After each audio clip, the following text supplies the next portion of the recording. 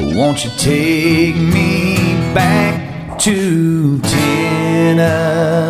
The award-winning Tennessee WildCast is on the air with the latest info about hunting, fishing, boating, wildlife watching, and all things outdoors. This episode is brought to you by GSM Outdoors, whose vision is to preserve the sportsman's legacy, fuel innovation, and enable the next generation of outdoor enthusiasts. Think outside. That's where you'll find us. Now, make welcome your host, Jason Herman. Hello, everybody, and welcome to this edition of Tennessee WildCast. We're glad you're tuning in. Thanks for watching. Thanks for listening. We got an awesome show lined up for you today. It's a little bit different. We got a musical artist here with us today, but it's going to be a little different than what we're used to, Don. Yeah. Hey, we are in Nashville, you know? I mean, there's music all around us. Why not take advantage of it? I think so. We'll leave the suspense going. Why don't you introduce the radio station? Yeah, WBMC McMinnville. You can hear WildCast from 12:30 to 1 on Sundays, and we appreciate them. 960 AM, and we appreciate WBMC as well as our other radio station partners out there. There's about 30 of them across the state. Yeah. And, we appreciate them. What is it, Memphis to Mountain City? You can hear WildCast all across the state. And that is awesome. Like Don said, we do appreciate our radio partners. Appreciate you all out there watching and listening, subscribing on YouTube, subscribing on your favorite podcasting platform. I'll spit it out here in a minute. But we just appreciate our audiences out there, and that's what keeps us going, keeps us energized and excited about this kind of stuff that we're doing. And today's all about the Fiddle in the Bow. I'm calling this one Fiddle in the Bow because, I mean, we're going to be knee-deep in fiddles, right? They're fiddles or violins, Jimmy? Which one? Well, I'll tell you what the difference is. Violin, it has strings, and a fiddle has strangs. Oh, so now we know. Yeah, so this is definitely a fiddle. Okay. For sure. Great. That's the voice of Jimmy Herman. He is with us today, and he's knee-deep in music here in Nashville and travels all around the world, but he's also knee-deep in bow hunting and loves the bow hunt. So it's going to be a fun conversation today. I'm excited. We'll have some fun. Yeah. Hey, awesome. Thanks for having me on. Yeah. Appreciate you guys. Yeah, we're fired up, and I can't wait to hear some tunes. Like I said before we started, this is going to be a little bit different because we're going to have a fiddle solo today. Yeah. Maybe no lyrics, but you're going to come up with your own there as he plays, you know. Well, Jimmy, tell us a little bit about yourself, where you grew up, and just a little bit of background, and we'll dive into your life a little bit today. Okay. Well, hey, like I said, I appreciate you guys having me on. I'm Jimmy Herman. I'm from Wisconsin originally, Trempealeau County, West Central. Grew up on a dairy farm.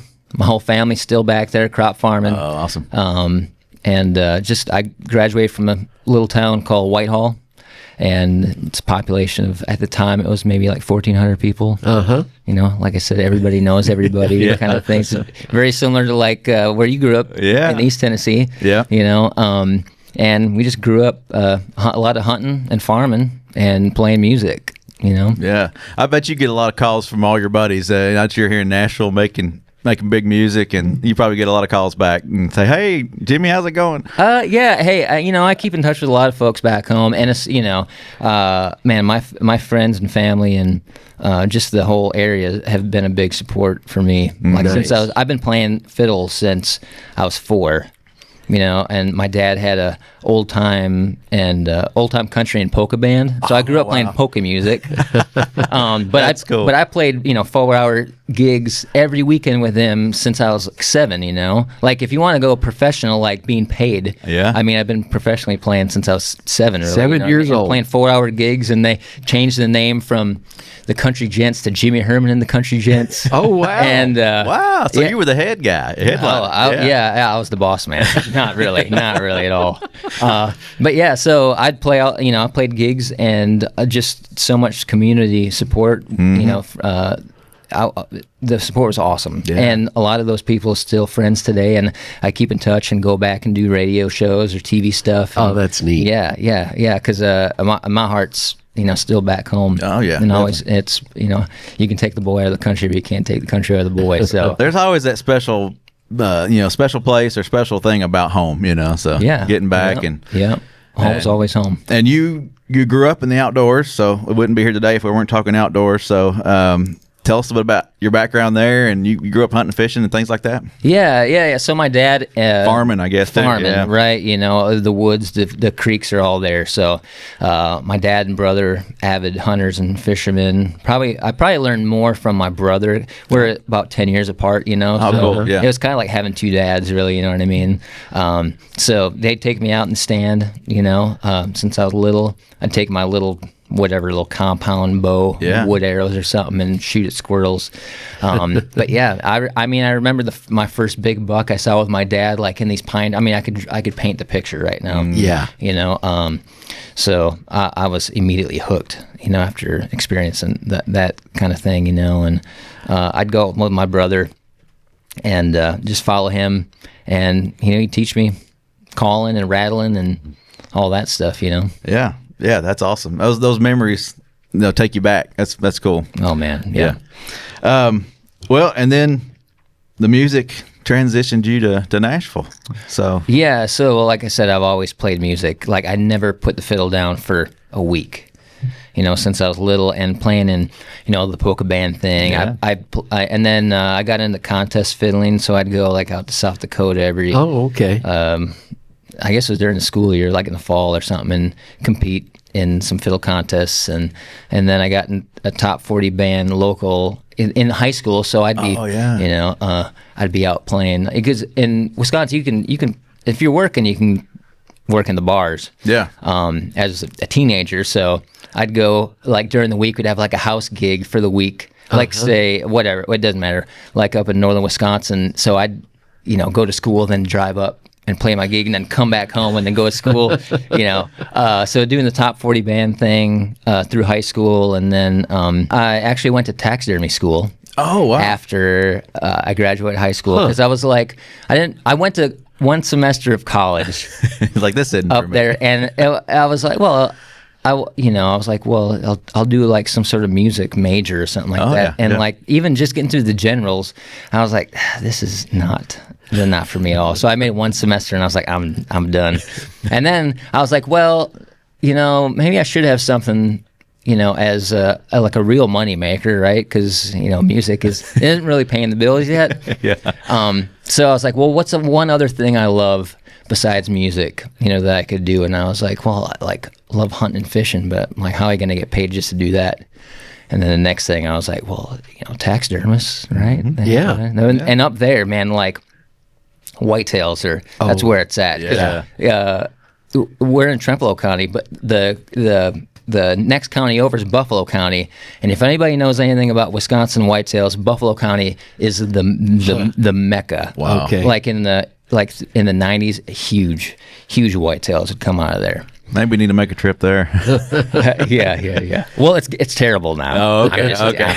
It's terrible. Don't go to Buffalo County. Don't go to Trempealeau County. I'm just kidding. So I was like, well, taxidermy. I could see myself doing that, you know. So I went to taxidermy school up in northern Wisconsin and had a shop for a handful of years. And then I ended up meeting some guys that were putting a band together in Milwaukee. Mm-hmm. And then closed up shop, moved to Milwaukee for a few years, and then was like, hey, I got to move. If I'm going to move to Nashville, it's got to be now. Yeah. You know? So then I was in there down in Milwaukee for a few years, and then 2006, I was like, I'm doing it. So 2006, I moved to Nashville, and I'm still here. Never looked back. Still never looked back. That's great. Never looked back. Well, we're going to hear a little fiddle tune from you today, but before we do that, I just wanted to touch on some of the artists that you've played with and toured with. I think it's cool to reflect on some of those. Yeah, who was the first one? How you getting your foot in the door? It's tough when you first show up in Nashville, you know, not really knowing anybody and that kind of thing. Yeah, well, it's all about relationships. Oh, yeah, you know? definitely. I mean, really. So when I moved here, one of my best friends that I had previously played in a band with was playing for this band called Ricochet, 90s country band. Yeah. Like, Daddy's Money, that song, those guys. And he's like, hey, we just had somebody leave the band, and he's like, I've been telling these guys you're the guy for it. I said, sure. So I basically moved here with a gig. Yeah, I mean, I still had to like audition. Sure. So I got here and then went and met the guys, played, and they're like, you're the guy. And I think the first like real gigs we did, we flew to China. and played in like of all places, country, like 90s country in China. Anyway, And they love it, don't they? oh man, they absolutely love it. And at the time, we played Ricochet songs, but they were all about John Denver. Oh, really? Oh my gosh. Oh, yeah. Okay. All about John It's Denver. crazy that, I mean, they're like, hey, we'll bring you over here and play, but you have to do like Couple of country John roads. Denver Oh songs. yes, you have to do country roads. It's like monster hit over here. So is that Daddy's Money, Mama's My Good Good Looks? Looks? Yeah, Yeah. more laughs in the stack of comedy. Okay, Absolutely, yeah. That's great. Yeah, awesome guys, and so that was my first real gig in Nashville. And then let's see, I got a couple newer artist gigs after that. Like I made connections with record labels and management. And this was in 2006 was. They were still doing showcases in town, so a showcase at the time was a new artist would put together a band.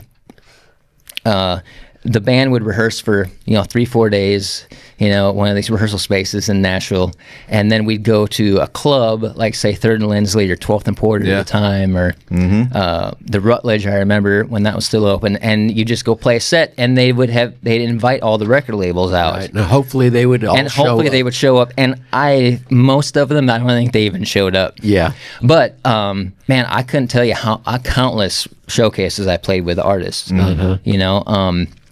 So I got a lot of artist gigs through doing that. That was a great networking tool for musicians in town at the time.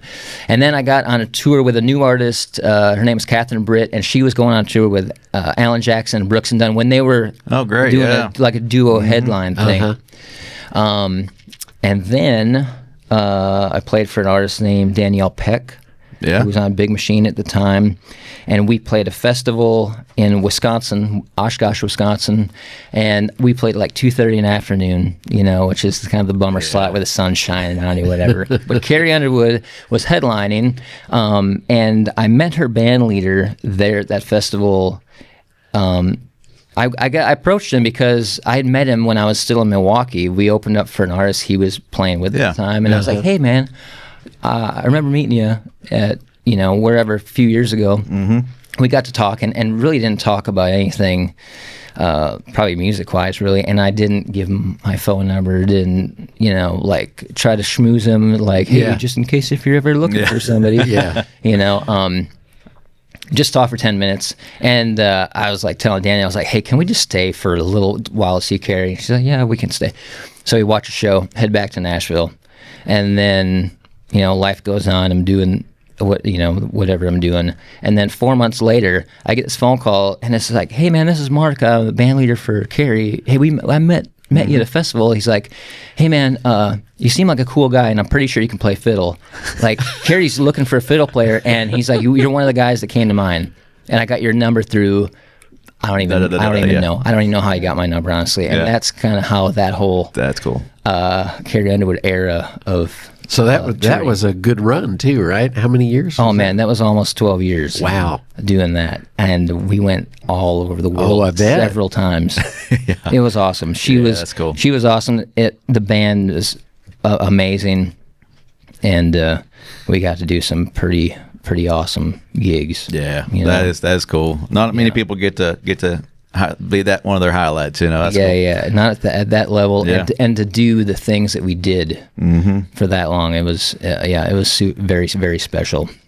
And so now you're traveling with Rodney Atkins, right? Yeah, been out with Rodney Atkins the last few years, and we're doing like the Wednesday to Sunday kind of thing during the week. Okay, or the weekend, the weekend warrior kind of thing. Like you like to say, but for me, it's great. I got 3 kids, and I'm married. Yeah, and when I was with Carrie, man, we had our first child, and 7 days later we started a tour, and I didn't come home for 56 days. Wow. So that was tough. And then we had our second child, because I guess after tour, you're home a bunch. I guess then you just have kids.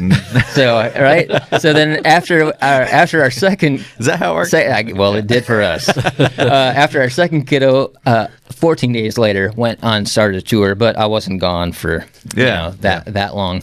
But to jump ahead to the Rodney thing, like for schedule wise, it's awesome because I'm home so much now too. More time for hunting too, more time for family. Hey, more time for the fun stuff, more time for the family and all that stuff. So being home and being a dad is extremely important. Oh yeah, for me. So that's great. Yeah, that's cool to hear too. Yeah. Well, let's hear a song. Because we want to jump into some hunting stuff too. So let's hear a little tune. All right. Well, this one, let's see. This one is what is this one called? Oh, Otter in the Rapids. Okay. This is off. I wrote a bunch of fiddle tunes one season a couple years ago, and I'll just play it for you. All right. Look forward to it.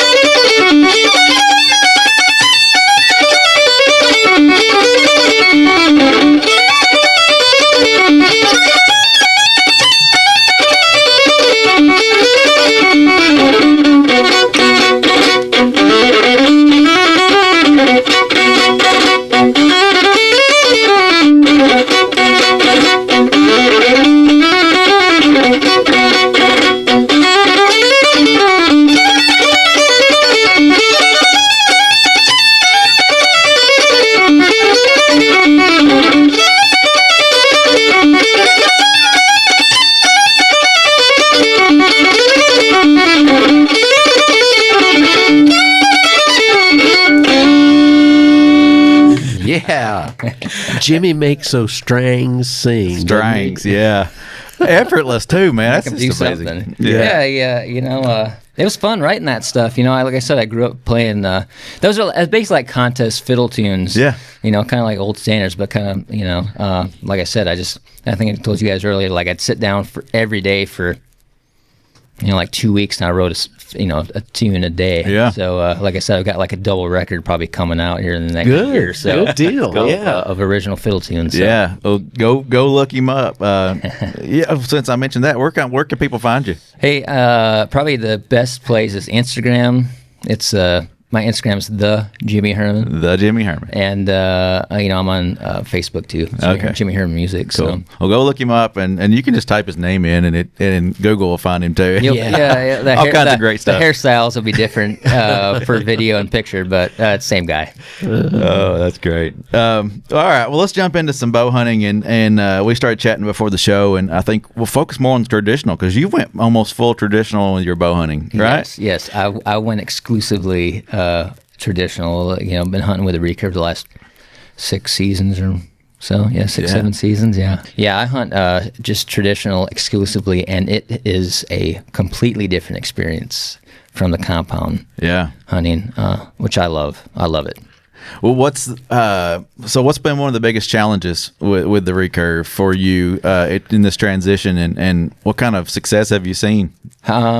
Well, challenge is it's just getting them close. Okay. And I'm not even necessarily getting them close, but actually picking the trees, for stands where they're coming. Yeah. I can shoot targets like 30 yards is fine. Okay. But when it comes to hunting, like I want them 15 and under. That's just me. And that's intense. That's right there with them. That's cool though. You're right there in the hunt. Yeah. So good cardio right there. Get your heart rate Oh up. man, it is nothing. There's nothing else like it. Right. There's nothing. It's like I said, hunting traditional. It's a completely different experience from hunting with a compound to me. But yeah, so I pretty much started killing right away. Awesome. That's cool. And several of them have been right under the tree. They've come right in. So you're in a tree stand or in a saddle or something like that? Yeah, I'll bounce between a saddle or a tree, regular tree stand. Yeah. I'll always have my saddle on. Mostly because, you know, if I set up in one spot and whatever, if I'm bored or feel like, man, they're definitely moving over here.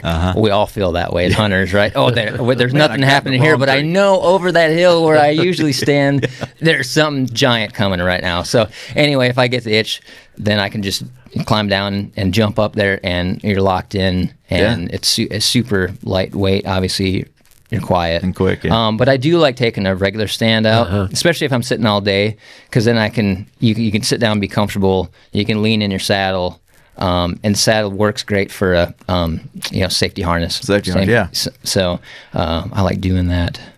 Very cool. Yeah.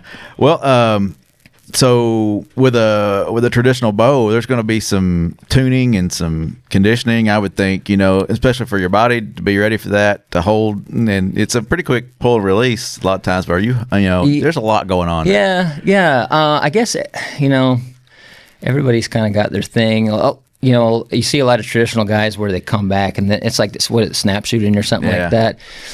Some guys aim like gap shooting, where they'll use the front of the arrow and figure out whatever their gap is for, you know, yardage. I shoot instinctively.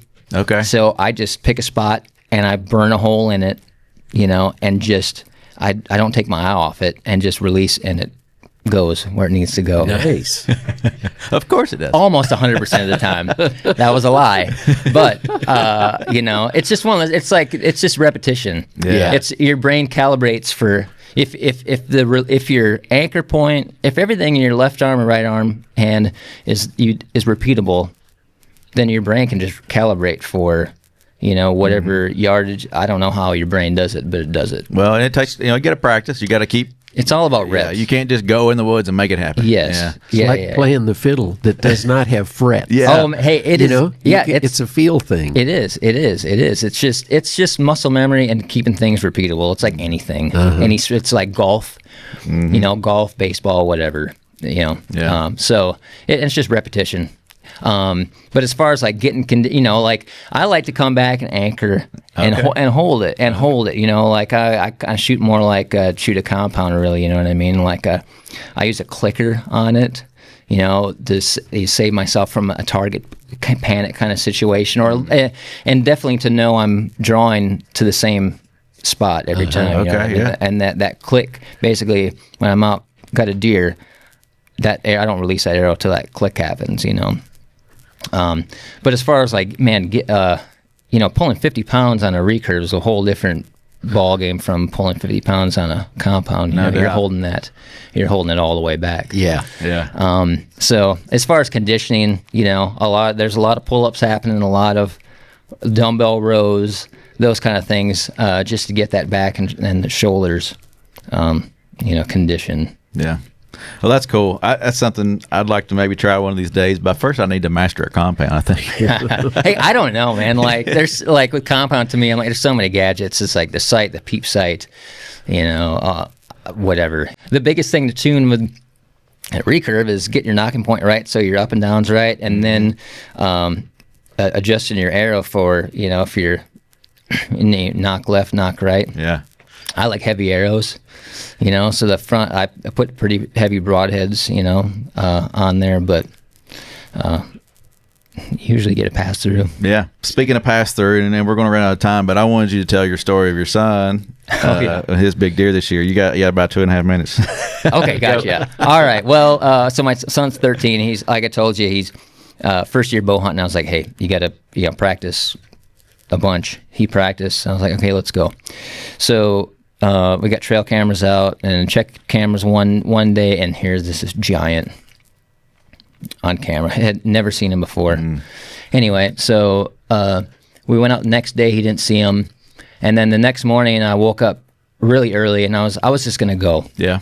I was like, I'm gonna leave Jet sleep. He's probably not gonna want to go. And then I'm literally about to walk out the door, and something tells me like, hey, go wake him up.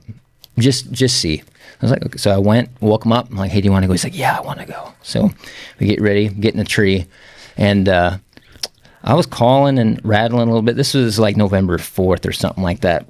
Near the rut, I guess. Near the rut. And we hadn't been seeing nothing. It was still early, but nothing was coming in. All of a sudden, and I'm in my saddle above, right behind in the backside of the tree. Okay. He's in a ladder stand, right in front of me, and I hear this crunching coming right behind me to my left, and I look up, and I can see the hooves coming. Oh, wow. And then I see the rack, and my first, I think I probably audibly said it under my breath. I go, "Of course it is," and it's that giant, and he's coming right under the tree, comes right behind me, comes out about 10 yards, and I'm like, "Draw." He draws, and I'm watching him hold, and I can't really see the buck, and I don't want to move, right? I saw the buck kind of quarter away from him and go up, and I go, and I look at Jet, and he's holding, and he just lets it rip. Well, you see, I saw the buck, he mule kicked. Yeah. I go, well, that's a good sign. And took off in the brush, and we get down and go find the arrow. It passed through. And he's like, it was a bad shot. I was like, well, where'd you hit it? He said, kind of hit it kind of back. So I get him to tell me kind of how the angle is, and I look at find the arrow, and it's very dark red blood, which to me I go, that's a liver hit, because I've had plenty of those too. Yeah. And in my experience, is like they're lethal hits.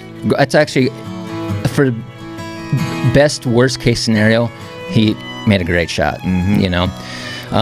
Followed the blood trail, lost it after 70 yards. I was on my hands and knees praying to God. I mean, like audibly, Lord, please just let me find another drop, right? Lost the blood trail. It got dark. Went back the next morning and still couldn't find blood. And I told Jess, like, all right, let's get out, through this brush, and just cover some ground, see if we can just find him. Next day. And so I'm walking through the brush, and I look, and I go, man, that log looks kind of weird. I grab my binoculars, and I go, oh my gosh, there he is. So I yelled at Jet. I'm like, hey, Jet, come down here. I'm like, hey, you go through this brush up here. I can't get through here. You see if you can see anything up here. So he got ahead of me. He doesn't know anything's up. I just grab my phone, start filming, and he walks up to it, and it makes me emotional because it was a big deal, right? And man, he just put his hands on that thing, and it's such a monster. It's a buck of a lifetime, really. For a lot of people. I mean, and it's for being from Wisconsin, seeing giant bucks. I mean, it was a big buck for even in Wisconsin. So that's his first buck with a whitetail. So he got to experience the extreme highs and extreme lows. So that's a special moment. Which is and he's hooked for life. I guarantee it. So. Just like his dad. Just like his dad. Well, that's very cool. Yeah. Jimmy, I really appreciate you sharing all this with us today and being a part of the show. Yeah, and appreciate y'all too. I hope folks are enjoying it or have enjoyed it. But yeah, we'll have you back sometime. Hey, appreciate that. Thanks again. We'll have to get out in the woods. Love the music. Thank you. Bet. All right. Well, this is Tennessee WildCast. Thanks for tuning in. Keep coming back, and we'll see you next time. Stay connected with TWRA by visiting our website at tnwildlife.org and follow us on Facebook, X, and Instagram. You can invest in Tennessee's wildlife future by purchasing a license at GoOutdoorsTennessee.com. That's GoOutdoorsTennessee.com.